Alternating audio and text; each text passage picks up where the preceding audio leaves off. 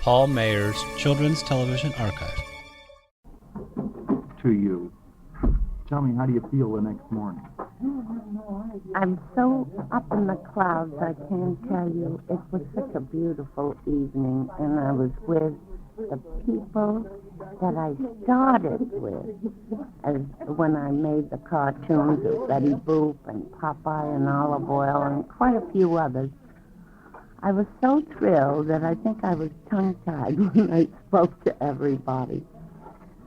I can't tell you, this is one of the biggest moments in my lifetime. I've had quite a few. I've been very lucky that way. Awards, different things that have happened to me with people I've worked with. Now that is something that I think most performers love to get. The pat on the back, because if you've done something and it's good, and your producer or director says, gee, that was great, that's important. It's better than money, because I'm not that money-minded, really. Anyhow, last night, I was so thrilled to meet all these wonderful artists. I can't tell you. I don't know whether... I felt so humble with them because they are the real artists. Yeah. And it was, first of all, it was a beautiful affair. Secondly, most of these people that got up to speak were so witty, and they had so much to say, and we all adored them. I can't say enough. I'm sort of tongue-tied with all it was this. kind of nice to have the creator of Betty Boop Grim introduce you. Natwick. Now, years ago, when he first worked for Max Fleischer, I met him. He doesn't seem to remember that. But he wrote a marvelous article about how he changed the face of Betty Boop, who was a little dog, not called Boop. Mm-hmm. And he decided to make a lady, a little girl of some kind. This is going off the track for a moment, but Max Fleischer always said, my Betty Boop is a sweet little girl, where everybody used to say, well, she's a sexy broad, let's face it. Even the Hayes people at one time said... She had a body. I guess that was because of Grimm's background in animation. Well, he went to Europe to study the human body. Did you know that? He went to school, I think it was in Paris somewhere, to study art classes there on the human body. And that's really where Grimm is a specialist. He just was thrilled. We both were thrilled seeing each other. But what he said is, gee, wouldn't it be wonderful for you and I to talk about these things and do an interview together? I said, Grimm, you arrange it if you can. I'll be very happy to do it. In his article at the end, and he said it on when, at the dinner, the banquet, he said, and so a star was born, and that just got right to my head. I loved it. Nice lunches here. You'd like it.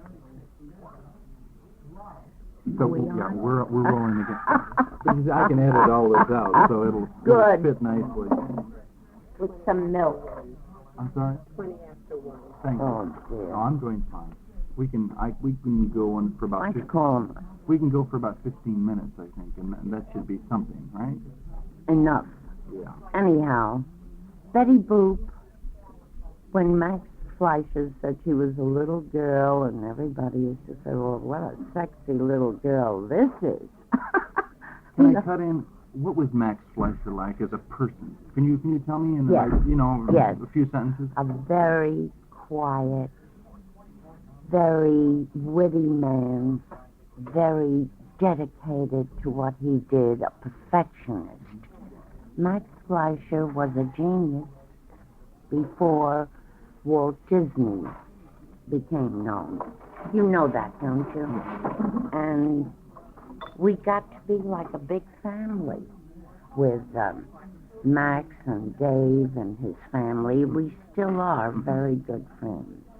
In fact, his wife is still alive. Yes, I met her last year here. You did? Yes, here. And I begged Ruth, maybe she would like to go. She said, no, I don't think she can make it. Dickie lives here. Dickie Fleischer, that's his son, who's a big director. Mm-hmm. And somehow it was a big family thing.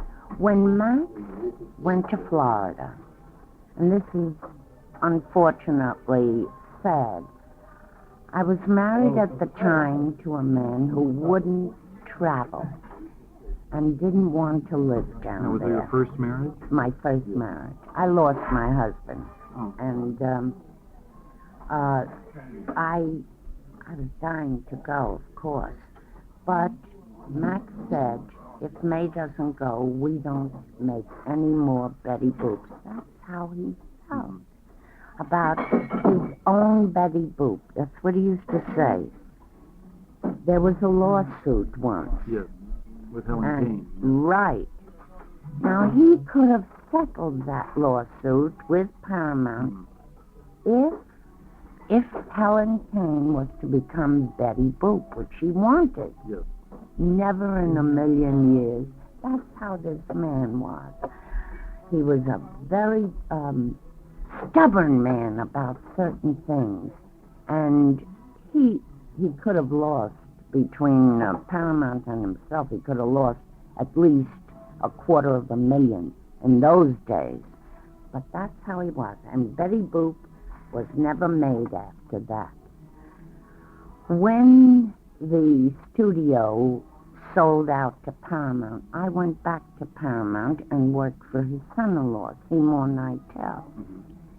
And I did Popeye and Olive Oil, and they never started Betty Boop again. But they did Little Audrey, they did Casper. Now, you were Little Audrey and Casper. No, I was not Casper. I was voices in Casper. I see.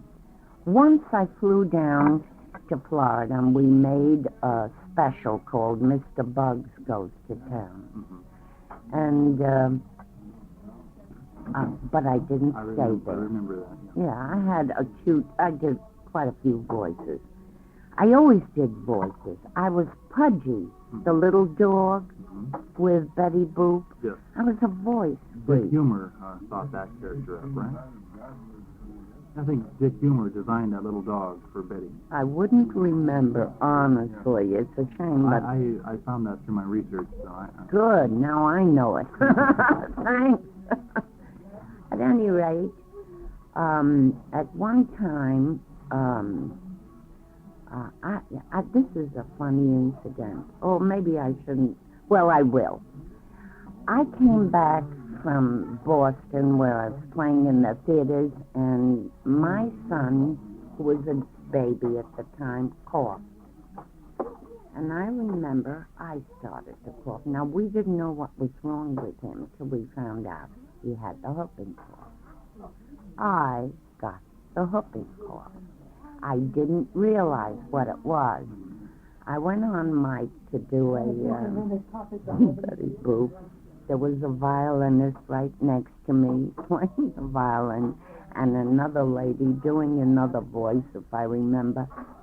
Do you know all three of us got the whooping cough? That's how sad it was. I wonder if they remember me from it. I never said boo, but that was a peculiar experience. And actually, I was supposed to go to the Palladium after that and play in London. I did a vaudeville act, Betty Boop in person. Yes. And I would do a little olive oil in the act. I couldn't go. I had a renege on my contract because I was coughing my head off. We went to Atlantic City in those days. It was sad. But I finally got to London. I got there quite a few years ago, and I did a lot of things there, which I went as a tourist. Mm-hmm. Nobody knew me. Yes. And before you know it, I was on television. They made a documentary about my first trip to London. This was at Windsor Castle, and I'll never forget. I haven't seen it. I had to leave and go back to do a playtext at that time. I made quite a few of them. And it's funny how different things... You've done a lot of commercials, but I guess no one really recognized your face until Aunt Bluebell. No, until Folgers Coffee Oh, yeah. and Romola and Playtex. All three of them were playing all the time on camera. But I've done voiceovers for years. I've been the voice of Hasbro toy. I've been the voice of Nabisco Eat Honey, the little buffalo bee I used to sing. I did Babbo. I did Bromo Seltzer. And I sang, and Chiclets, and I can't even remember. As a matter of fact, when animation was made, if you remember, some of the first commercials were animated. And I would dub the voice of, just like we used to do in cartoons. So I really started, I think, about 48 or 49 to do commercials first, voiceover. Beginning of television. Absolutely.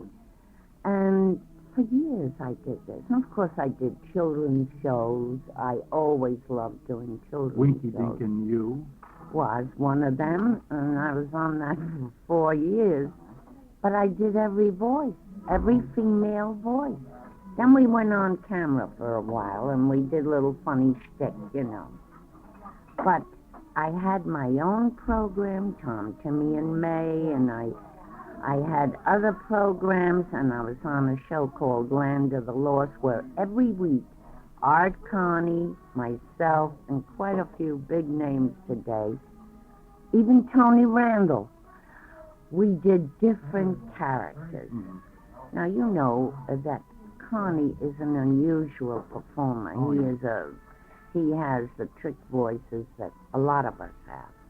I don't know why I include myself like that, but I am a mimic, and I try to create voices looking at a storyboard. And that's how, Olive Oil was. Do you know who she was? Olive Oil? Yes. Of course. How she, I looked at the storyboard. She reminded me of Zazu Pitts, and that's what Olive Oil is. She is a real facsimile of, oh dear, do you remember Zazu Pitts? Because when I played in the theater, I used to do imitations in one number that was written for me. So I've been a voice box. They used to call me, I remember getting write-ups, Mrs. Mel Blanc of the East. That could easily be. Yes, it was. Lately, people don't ask me to do 1,000,001 voices. I mean, since I've been on with TV and movies and other things, it's like a different field for me.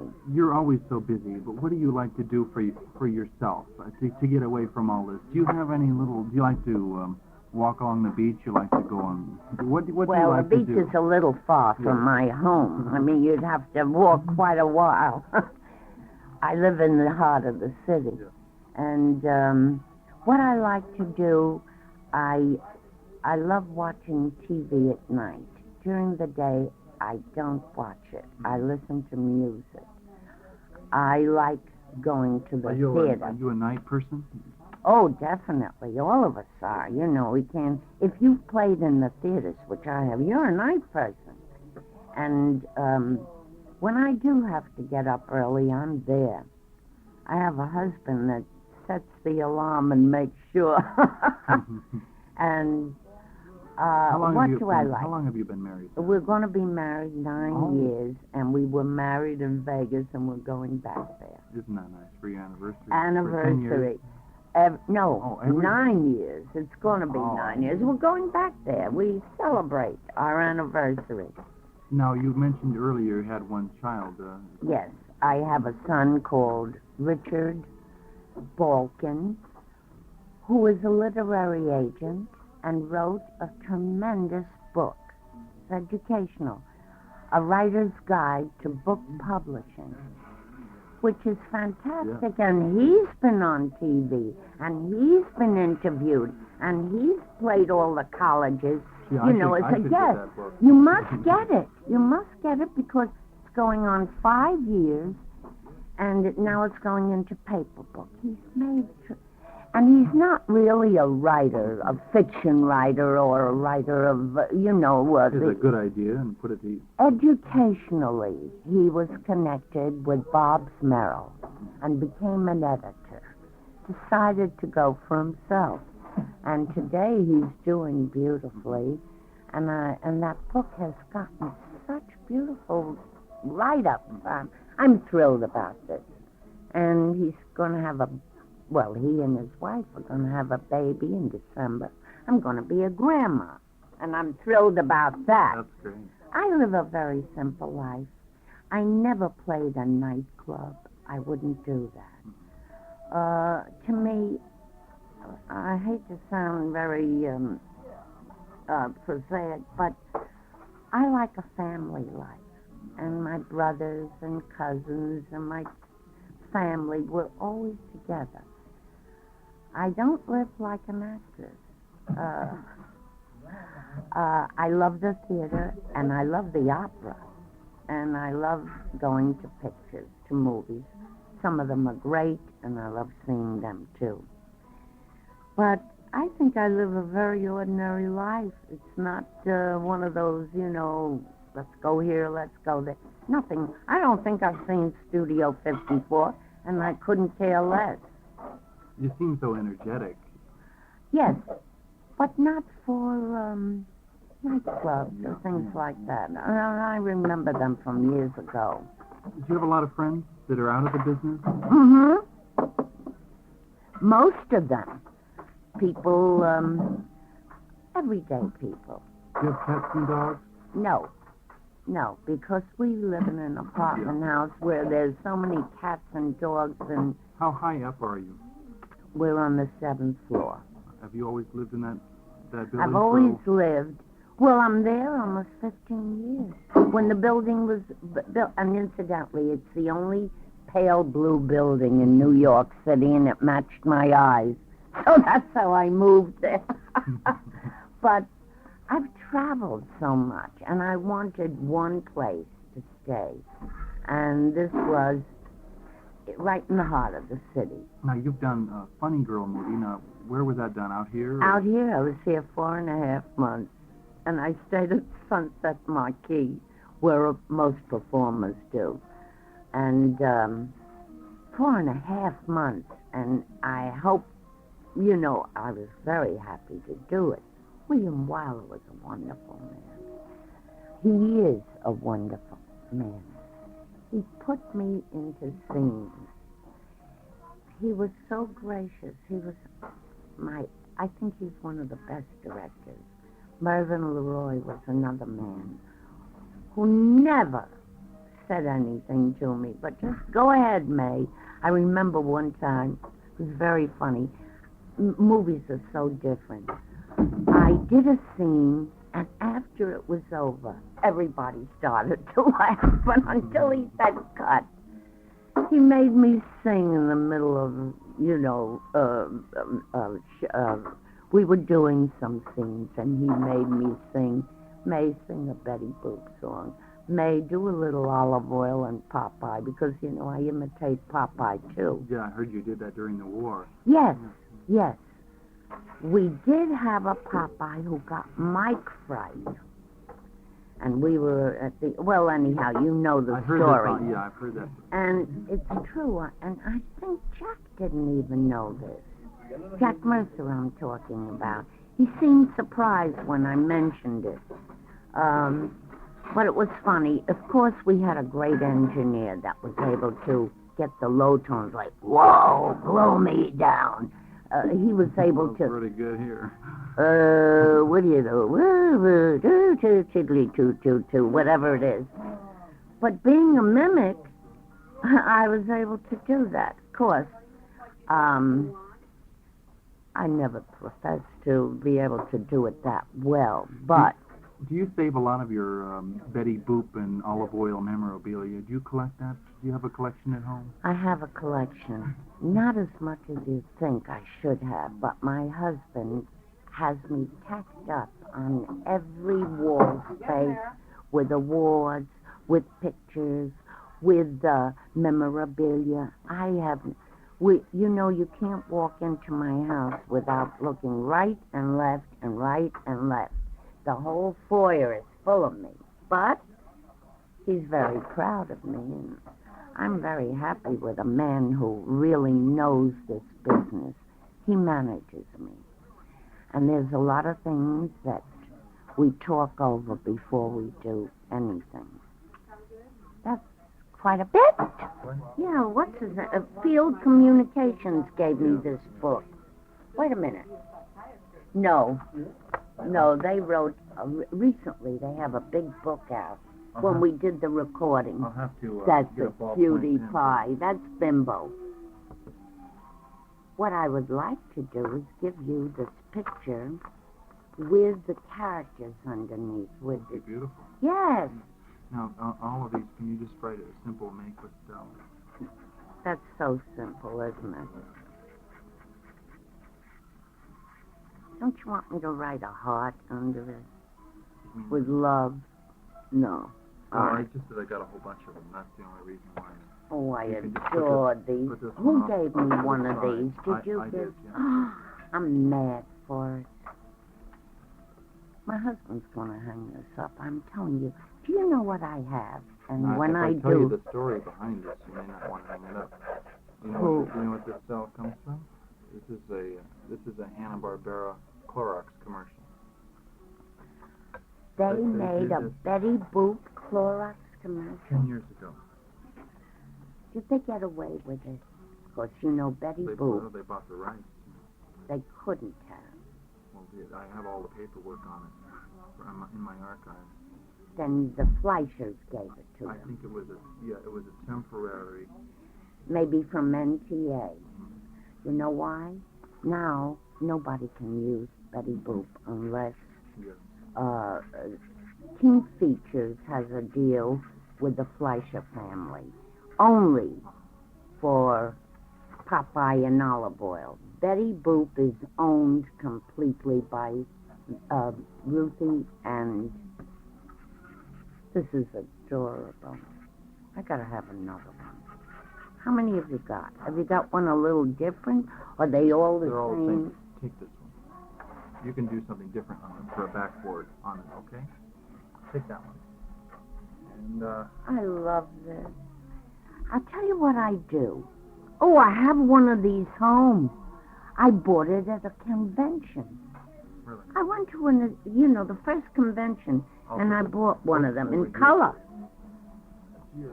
That's an old William Hearst thing. Uh-huh. The And journal. Graham used to work for William Hearst, I too. didn't know Yeah, that. yeah. Now, you want Here, me in to this little, sign in it? this little section here, that's a good spot. Yeah, I'm going to call. I feel like telling them a story like my car broke down or something. How she was made, right? Yeah, that's your model chart. Fantastic. Well, I don't know. My husband made a beautiful bracelet for me with a Betty Boop sculpt. And last night I took it out to wear. It's with diamonds. I have this Oh, one. the original? The original, Yeah, this one's yeah. kind of Xerox, but it's something.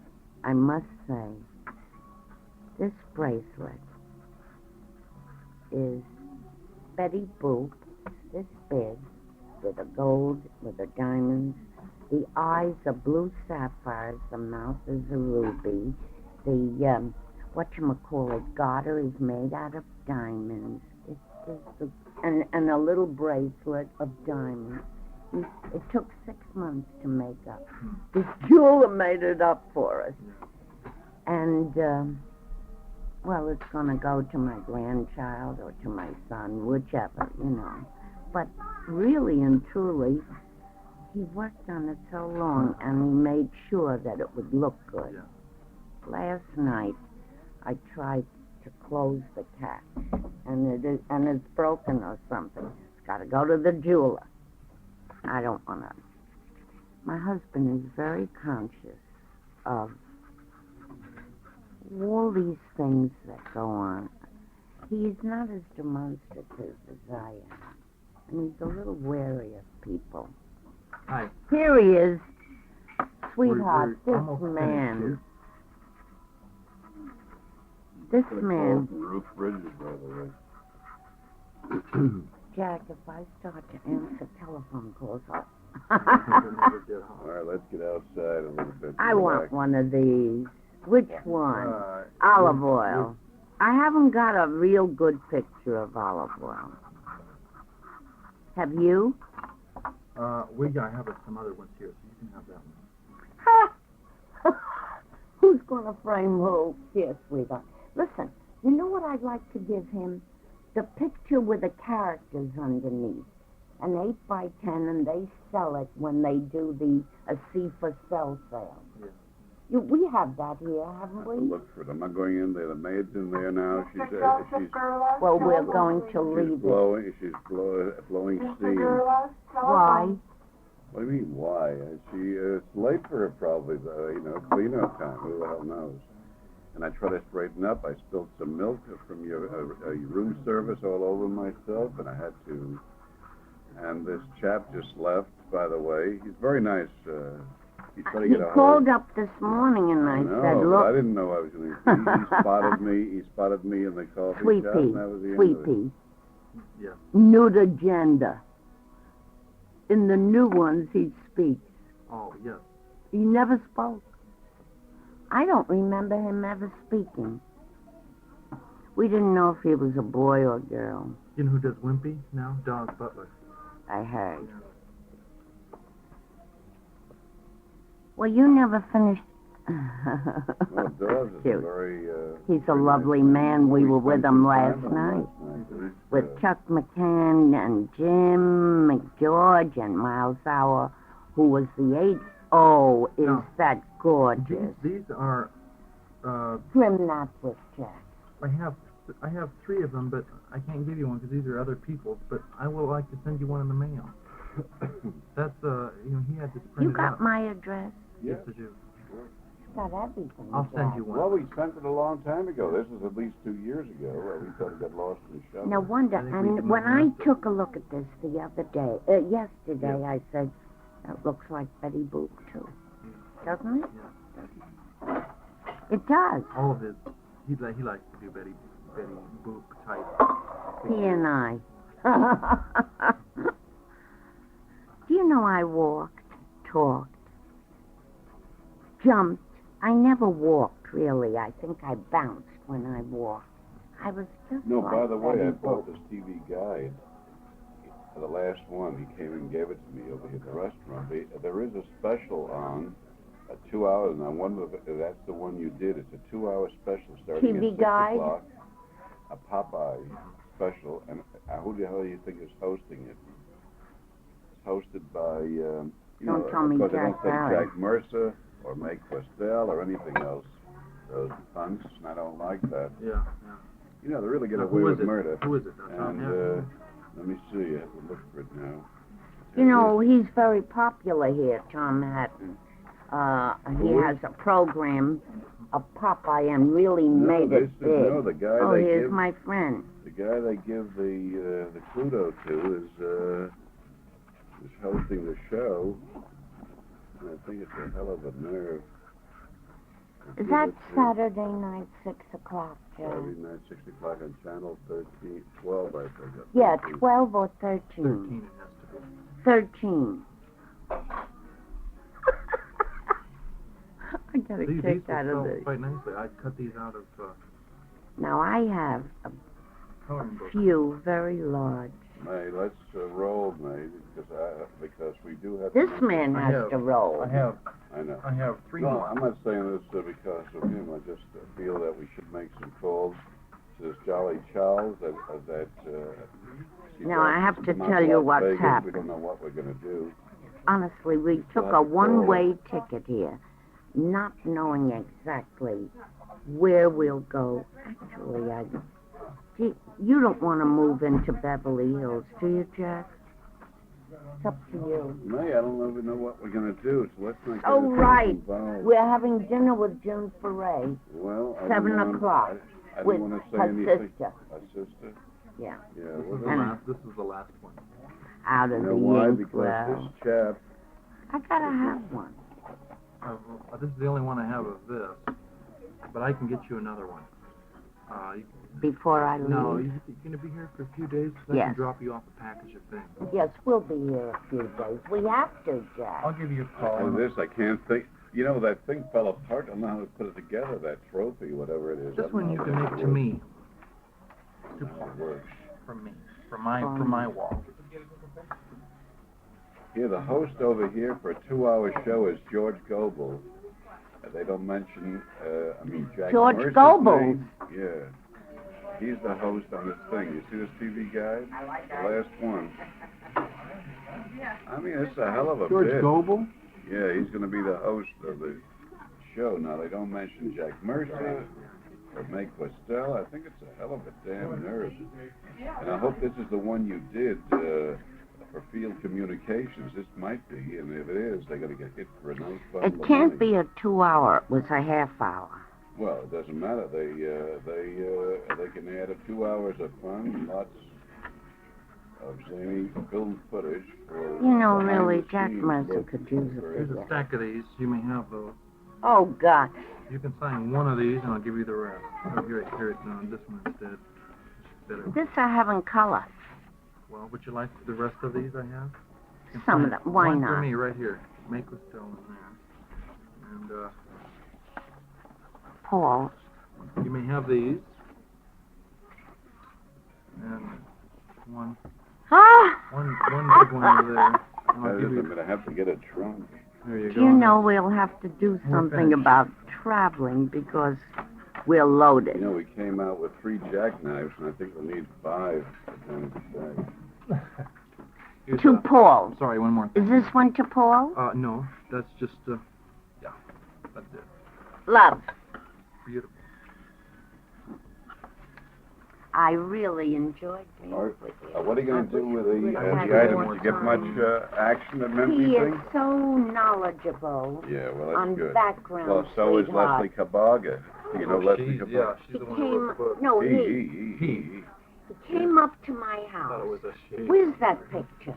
What picture? The one he made up. I don't know now. I can't start looking. When I- There's He's so writing much another stuff. book. Paul Mayer's Children's Television Archive.